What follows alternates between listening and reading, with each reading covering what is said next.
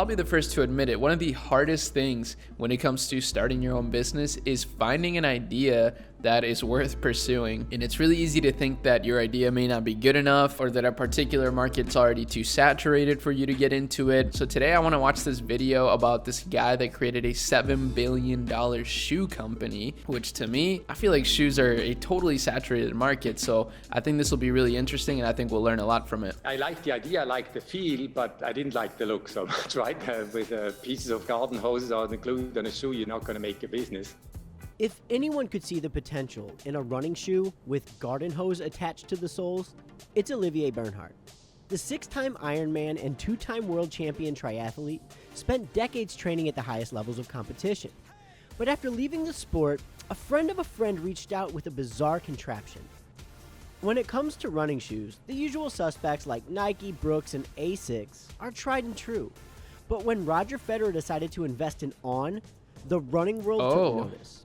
Sales are up 77% over 2020, and On is expecting to generate over $763 million in sales by the end of this year. I've never even heard of this brand.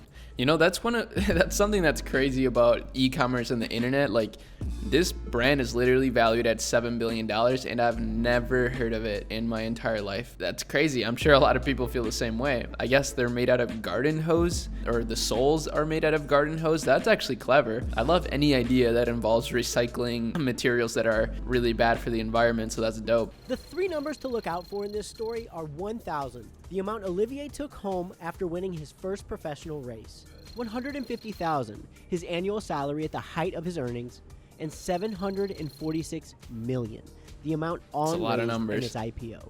In just 11 years, the upstart shoe company went from $0 to a valuation over $7 billion.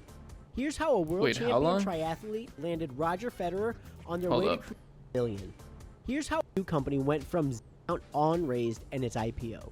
In just 11 years, the upstart shoe company went from $0 to a valuation over $7 billion. So, okay, that's a little bit longer than I expected, but I actually like that because lately what I've been learning is a lot about the value of just thinking more long-term. In fact, I've set up a plan for myself and it involves a very long time horizon. So that's kind of motivating. Here's how a world champion triathlete landed Roger Federer on their way to creating one of the fastest growing shoe companies in the world. For CNBC Make It, I'm Nate Skid. This is Founder Effect. Olivier grew up this close to the poverty line on his family farm on the Swiss countryside, far from the urban city centers and the cool shoe stores found inside of them. So you could call them in some ways entrepreneurs, but not so much in that kind of business driven. So not so much. No, I think I just got the athlete's spirit or athlete's gene in my blood running, and I think that got me really started. In the early 80s, he became enthralled with endurance athletes, competing in a new sport called triathlons that combined 3 of his favorite activities. But he wasn't the fastest sprinter, the most adept biker, or the strongest swimmer. He was, on the other hand, exceptional at enduring their physical tolls. But turning his passion for triathlons into a living was a long, hard road. That's probably pretty important for entrepreneurship, not really being the fastest or the best at something, but just being able to endure a lot of pain. He was stuck in a cycle. I still remember that I had to collect some prize money every race I did in Europe in order to pay the next flight. Right? So if I didn't make any prize money, I had to skip a race. His first real payout came at the age of 21, finishing first place in a marathon in Tucson, Arizona. And I won $1,500 and a box of power bars. And it was like Christmas and Easter and everything in one day. I couldn't believe it. But after paying his brother back for the entrance fee, Olivier took home $1,000. And so began a 2-decade career, culminating in 2 world championships and 6 Ironman titles. So how do you go from, like an aspiring athlete to a 3-time world champion? Often I see the same thing pretty similar in business. Don't think too much about, what's on top. I mean, just take step by step. And ooh, that's really good advice, actually. I think it can be overwhelming to think too much about like competition, all these little things. And it's probably just better to take it a step at a time. He's right. Enjoy the levels you reach. At the height of his earnings as a professional triathlete, Olivier was bringing in about $150,000 That's some good wisdom. By the time he turned 35, He knew his career was entering its final stage. In 2006, at the age of 37 and after having 3 kids, he entered his last professional race. Wow. So when you're kind of wrapping up your career, it sounds like some people have a hard time kind of letting go of that competition and the training. How did you make that transition? How did you make that move? I mean, it wasn't a clear cut. I mean, yes, ending the career was a clear cut, but training so many hours, and as a long distance athlete, you spend a long time on a bike and also running, out in nowhere, right? And sometimes in the desert or Tucson along a dry creek. And I always was thinking, about not only another running shoe, but another running feel. How could I place another running sensation in a running shoe? After retiring, Olivier founded a coaching company and even had 100 athletes in his camp. But he just couldn't shake the idea of coming up with a better running shoe. Oh, I don't believe so much in luck in life. I think it was just, it was something that needed to happen. That a friend of mine, or then now a friend of mine, but an engineer from Zurich called me and said, look, I have an idea. I want to put it on your shoe, on your existing shoe, and that's pretty much that ugly looking, old Nike shoe, Pegasus. And he put on something that looked like were actually pieces of a rubber hose. And I said, I'm not going to run in these, right? But then finally, I ran in that sample and it struck me. It was something I never felt before. And there was so much of that sensation. I felt like, whoa, this is really helping the runners to show what running is all about. Olivier says the difference was the way the rubber hose not only padded. So wait, hold up. This guy started this business after having 3 kids, after his career was basically over, at around 37, 38 years old. That's really, really cool. I think that's especially nice to hear for some of you that I know are a little bit older. It's easy to think that if you didn't achieve success at a young age, it's basically over and you just have to settle for conformity or whatever. But this is just such a good example of why that's not true. And life's just a long journey, so you gotta keep learning and keep trying new things. That's dope. Vertical movement, but assisted horizontally as well. Now, Olivier might know a good running shoe when he sees one, but he isn't a numbers guy. So he brought in 2 partners who knew each other from their time at McKinsey. If anyone could help Olivier turn his crazy shoe idea into a profitable business, it was Casper Capetti and David Alleman. In 2010, the trio launched On out of an office in Zurich.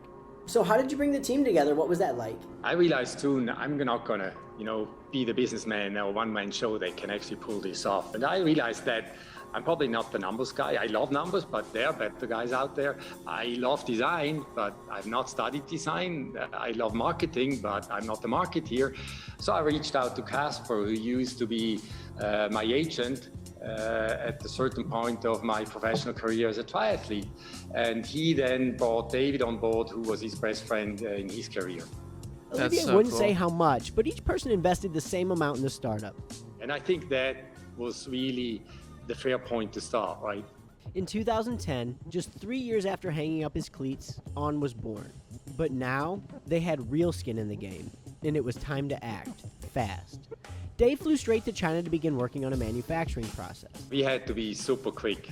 I mean, we knew, we can't lose much time, and we won't lose. I mean, every half year, we lose, or every 2 months we lose, is costing us only money. So we had to be very quick. In 6 months, they took On from an idea to a prototype. Its first production order was for 10,000 sneakers. The company generated about $100,000 in revenue that first year. But those early shoes were squeaky and not exactly aesthetically pleasing. So they came up with another prototype, this one called the Cloud Racer.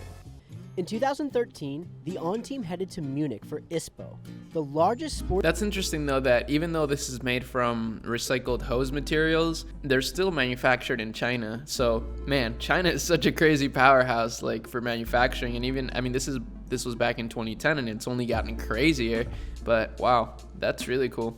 Sports gear exhibition in Europe. Expectations were low.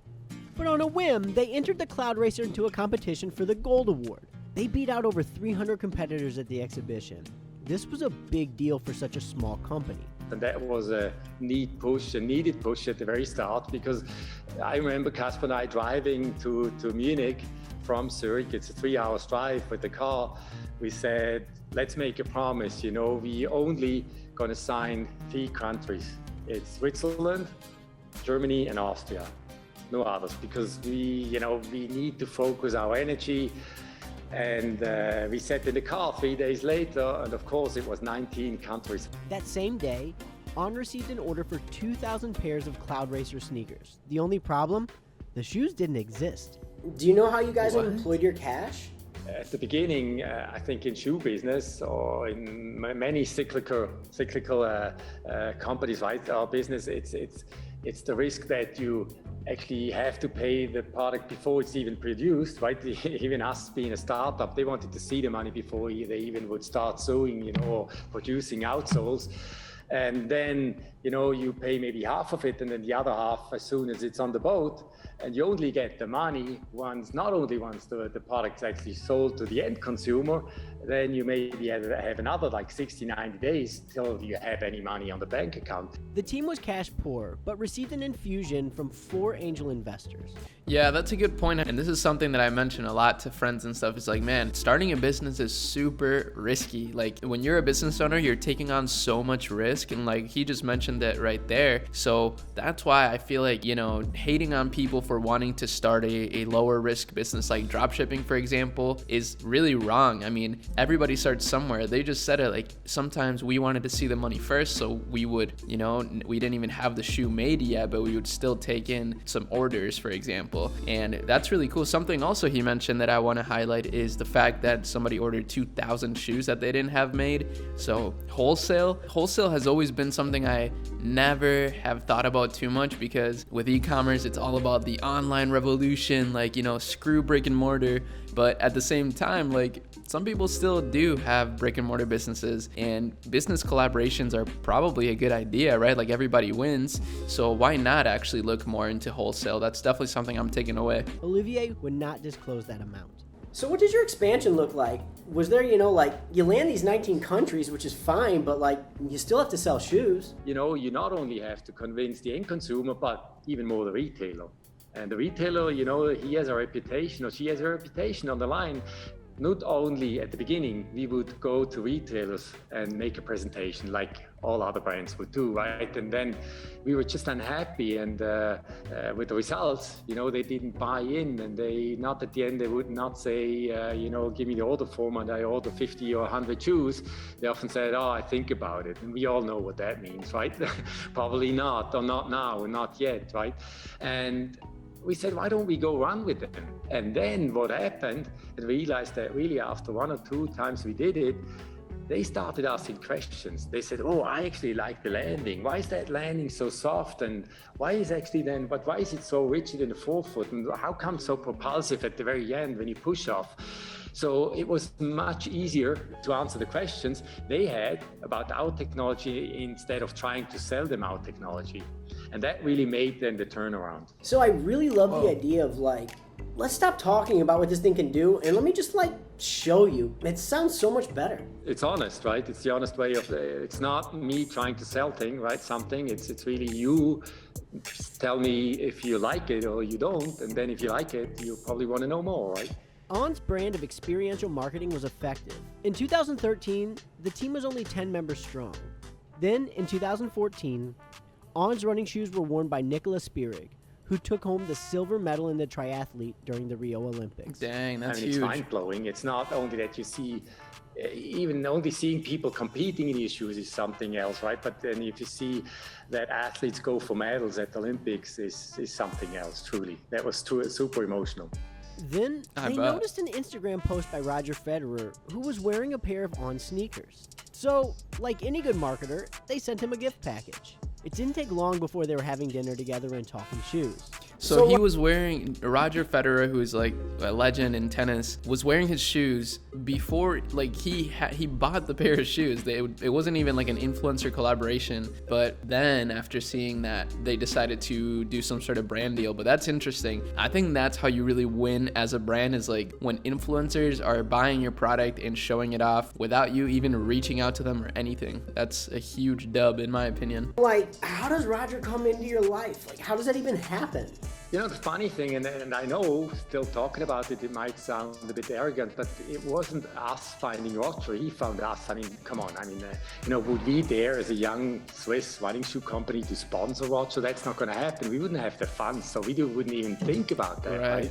So it was him reaching out to us and saying, maybe there's a way we can partner up. And he was never, it was never in the room saying, could it be a sponsorship? He knew that we were too small and it's not our sport, but he wanted to become a partner.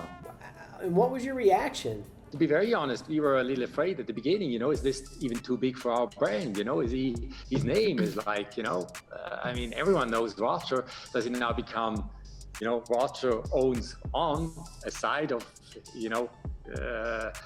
everything else he's doing. And Roger was always aware, and he always wanted to be very careful that this is not the case. In 2019, Federer invested an undisclosed sum in On and is currently designing a customized shoe for grass, clay, and hard courts. He came in the office, maybe the second time he visited or into the lab, and he said, my aim is to build the best tennis shoe ever. The pandemic has been good for the shoe company. Wow, in March of that's 2020, huge. Sales stopped in their tracks. But by the end of the year, they were triple the sales volume from 2019, and the world took notice. On went public on September 15th, 2021, and raised $746 million with a valuation of $7.3 billion. So crazy. Why make the decision to go public? Like, how did that come about? If you want to play in the big league, and with us in Europe, you would call it the Champions League, like in soccer, right? And you want to compare, and fairly compare to Adidas, Nike, Brooks, and, all these big guys when it comes in terms of financials. You have to play the same rules. And I think that's one of the reasons we grown up and we think that we want to be comparable to these companies because we want to keep growing. Another important thing is governance. We have a dual share construction that we actually can secure our maturity, and so we can steer the company, the five of us. And that's super important. As you grow and have your financial rounds, you might lose maturity, and we gain that back through that dual share class. And that's an important thing. And then last, and maybe that's even the most important thing, is we have huge dreams. We have dreams how to make more Olympians in track, on the road. And to make these dreams come through, big dreams, baby. Resources, right? We need financial, we need funds. And the IPO is like a big ATM machine, right? Where you can then go and get this money. So it's maybe that's pretty transparent. He's not wrong. Important reasons why IPO. And now the company has over 1,000 employees and sells shoes in more than 60 countries, with North America making up its biggest market with about 40% of its business. I've only written down one note this entire interview, and I want to bring it back to like the very beginning of this interview. You said, don't look at the top. Look at what's right in front of you. Like, can you walk through that philosophy for me? I remember one of the first talks when I got to know David. Casper I knew from being my agent for a long time. But David mentioned, okay, let's do it, and let's think about the business plan and who we're going to attack. I said, no, we're not going to attack. We are competing, but we're not going to attack. It's not, a confronting sport. We are at the same starting line, and we are small, we are slow, and we don't hit any numbers for the big guys right now. We should just try to make the best product on the planet.